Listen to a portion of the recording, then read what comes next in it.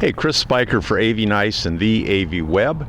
We're with my mom, Gloria Spicher. She's been using her time wisely during this pandemic, going through a lifetime, 94 years of memories and mementos and stories. And she wanted to share with us today about a fellow named Bill Pester, who was born in Germany in 1885, died in Los Angeles in 1963, so that would have made him 78. But in between those years, he did a lot of things and met a lot of nice people, and we're going to share those today. Hey, Mom. Hi. Okay, let's go. Tell the story. So, Mom, why don't you show us what you have here? Well, I have this wonderful stuff that we always called him Mr. Pester. We never called him Bill. My folks called him Bill.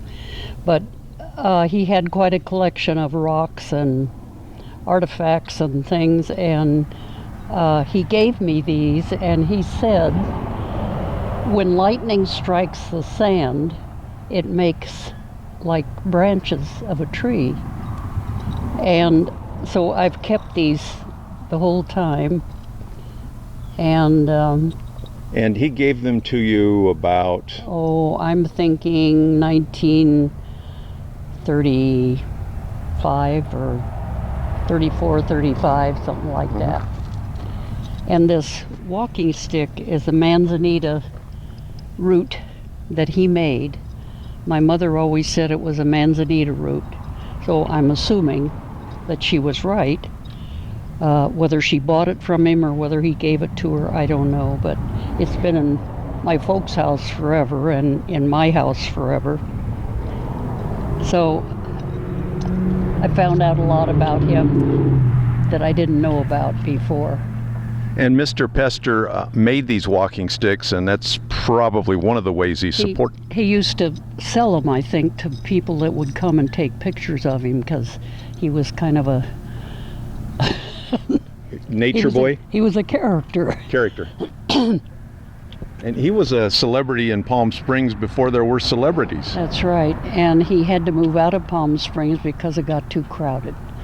So he went to Indio. And that's where I first remember seeing him. We went out to the desert. My folks and I used to go out to the desert, my brother and I and my mother and dad.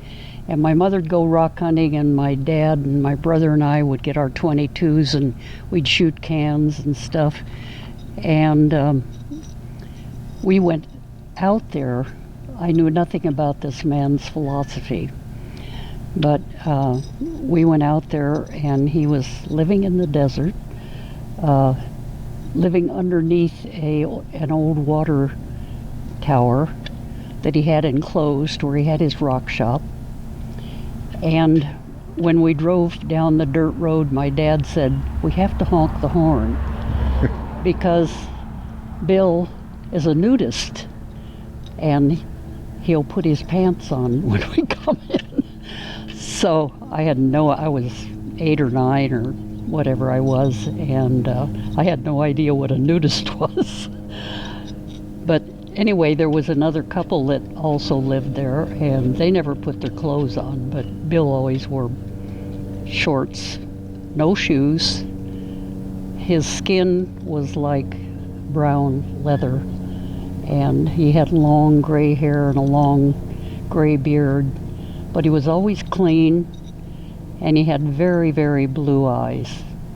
I thought he was really a nice man, and shared his rocks with us and things. He was an interesting guy. But I wanted to share that story with my family because I have a lot of things that nobody knows anything about but me. So I was curious one day, and I said, I'm going to go online. So I said, I'm looking for William Pester, a German immigrant. That was all I knew what to say. And oh my goodness, I got all this information about him. Apparently there have been books written about him. It gave his birth date, where he was born. He was born in Germany. And it was really fascinating because I didn't know all that. And I really didn't know. Apparently there's quite a philosophy about, in Germany, about, they call it Leben Reform, lifestyle change. And they believe in not wearing any clothes. They eat vegetables and fruit. They don't take any medication. And I didn't know anything about that. It was really interesting, and all the stuff you can find on the internet is amazing. And that lifestyle philosophy was probably why your parents and your aunt and uncle. I don't know. I really don't know how they met him, but that was kind of a German. My folks they had a lot of friends who were German.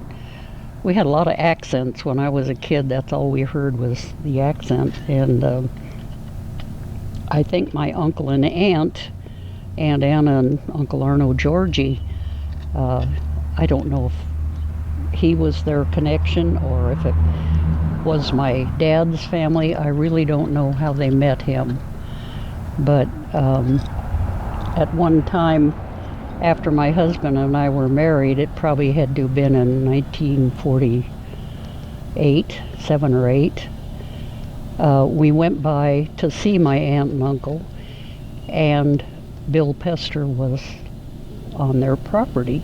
And I said to my aunt, I said, "Oh, Mr. Pester is living here." And she said, "Well, he needed a place to stay for a while."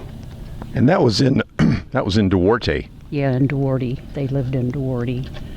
And so that's pretty much my story. It's a good one. You brought a couple pictures from when Mr. Pester was living in the canyon. Do you want to hold those up so Bob can close in on them? I think that's him when he was younger. See, I didn't know him. And this one, he has dark hair, which I didn't. He only had gray hair when I knew him, so, but I understand from the article on the internet that he left Palm Springs and moved to Indio. I think it was in 1926. See, I was born in 26, so it had to have been after that I knew him. 10 years later, maybe, or 8 years later. And he was the inspiration for a song, Nature Boy, that Nat King Cole sang. They say, yeah. That's what it said on the internet. Must be true then. Well, there have been some people who say, no, that's not true. He was never, but I don't know. Well, we found an article on the internet from the Coachella Valley Museum. And so we're making this video and telling this story to remember Mr. Bill Pester. Apparently he left his artifacts and things at the Coachella Valley Historical Museum.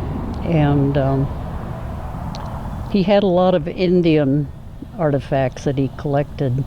People said, well, he dug up their graves, but I don't think he did. I think he just went out and found stuff. You know, in the old days you could find it out on the desert just laying there. Anyway.